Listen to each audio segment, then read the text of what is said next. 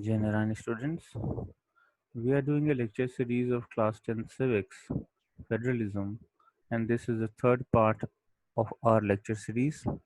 In this lecture series, we will study about linguistic states, language policy, and center-state relation. Now let's come to the topic linguistic state. So as you know that there are constitutional provisions to divide power between the center and the state government. But do you think that only these constitutional provisions can run a federal country properly? No.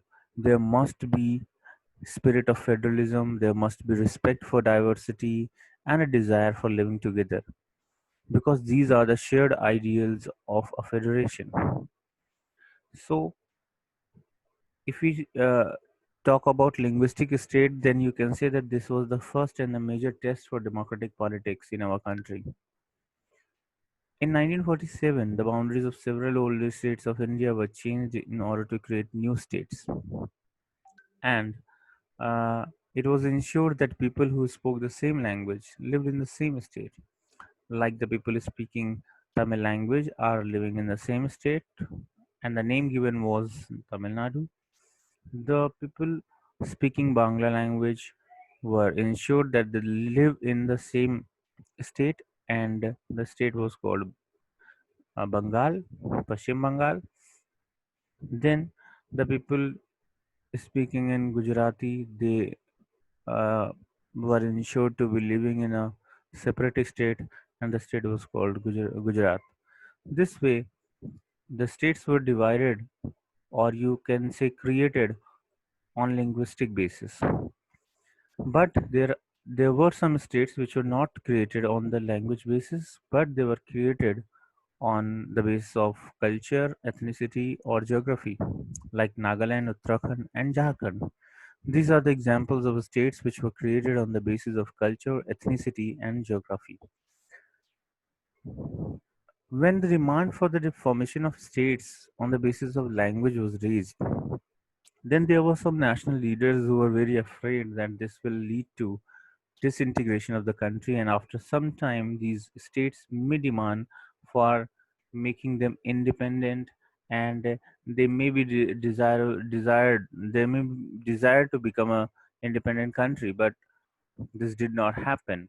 Our experience has shown that the formation of linguistic states has actually made the country more united, and also it has made administration easier. So if you are asked that what are the two advantages of creating linguistic states, then you can write these two uh, as advantages, like first being that it actually made the country more united, and the second you can write that it has made administration easier. Language policy. If you talk about language policy, then it is a very important part of administrative decision, because in the first chapter we have seen that in Sri Lanka, after the Sinhala language was given the status of national language, there was a situation of civil war almost, and thousands of people were killed, and so many like it had a negative impact on the population which are not speaking this language. So, if any country recognizes a single language as a national language and ignores the other languages, then the people belonging to that language, the people using that language, will be obviously hurt, and this may lead to uh, protests and violence all over the country. So, this was the second test for Indian Federation, that how it decides the language policy, and it was decided that there will be no national language, and Hindi was identified as the official language. Now there were many safeguards to protect other languages, because there are many languages in our country. In fact, hundreds of different languages are spoken, but 21 major languages were chosen, and they were given constitutional validity. In fact, they were listed in the 8th schedule of our constitution to recognize them, to give respect to these languages. Now, today we have 22 languages, but at that time it was 21 in the 8th schedule of the constitution. What are the benefits of having these languages in the eighth schedule? Actually, any candidate who is given any examination may opt to take the examination in any of these languages. Means if someone is giving any examination, he or she has freedom to choose any of the languages which are provided in the eighth schedule of the Indian Constitution. And also the states have been given freedom to choose their own official languages. For center, it was decided that Hindi will be used as official language, but states have been given freedom to decide their local language as official language as well. Now, let us see about the attitude of the government in spreading the use of Hindi. Did they use very, uh, you can say, radical measures to spread Hindi, or they were very lenient towards other languages also? So, when India was became independent, it was decided that English language will be used for official purposes only up till 1965. And after that, English will not be used as official language. But there are many Hindi non-Hindi speaking states, and they demanded that the use of English must continue. So the central government responded positively. They responded by agreeing to continue the use of English along with Hindi for official purposes. So now we have Hindi and English both used as official languages for government purposes, for government communications.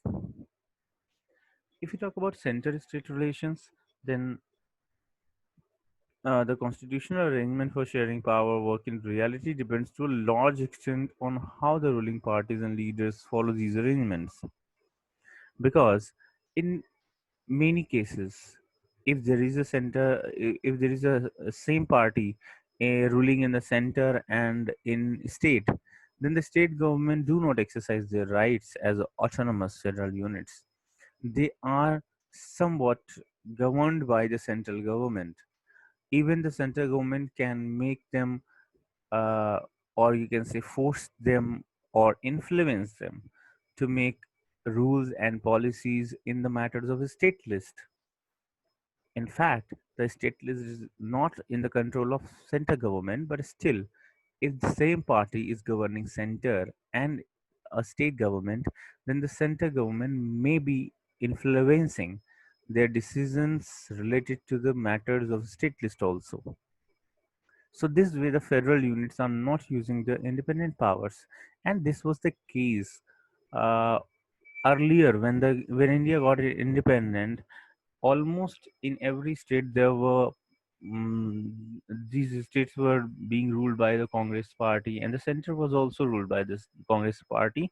So Congress leaders, which are part of the central government, used to influence the decision of the state government.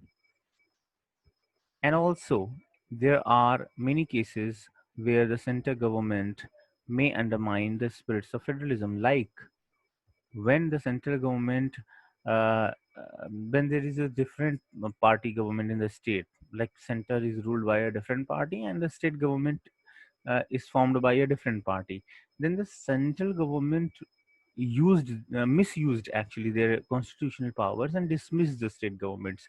There are provisions for presidential rule or state emergency, and these provisions of the constitution were often misused by the central government, and the state governments are rejected, and president rule is imposed on these states because there are different party governments on the states. Like center is ruled by Congress party and the state government is ruled by Bhajpa party, then the center government would uh, reject the state government, will discontinue the state government and impose president rule, state emergency on that state using their constitutional powers. Actually, we must say misusing their constitutional powers. So this way, the center-state relations were very much dominated by the center government. Now, how this changed? So, the rise of regional parties in 1990s and the era of coalition governments. These were the two facts that changed the center-state relationship, and they led to a new culture of power sharing and respect for the autonomy of state governments. Also, there were many judgments of the Supreme Court which made it very difficult for the center government to dismiss the state governments in an arbitrary manner. And now there were very rigid provisions, there were very rigid guidelines by the Supreme Court that if the central government wants to dismiss the state government, they must prove that this decision of dismissing state government is not arbitrary. And the Supreme Court has also the power of judicial review using which they can cancel this order of the central government of dismissing the state governments. So this way, after 1990s, we start noticing that the center-state relation were actually changed, and now the federal units, the state governments, started using their federal powers, the powers given in the constitution, independently without any pressure of the central government. So this is it for today, students.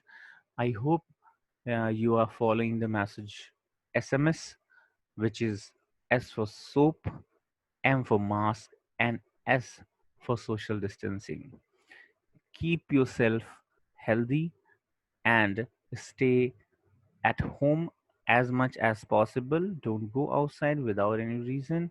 Take good care of yourself, and I will see you in the next lecture. Thank you and Jenner.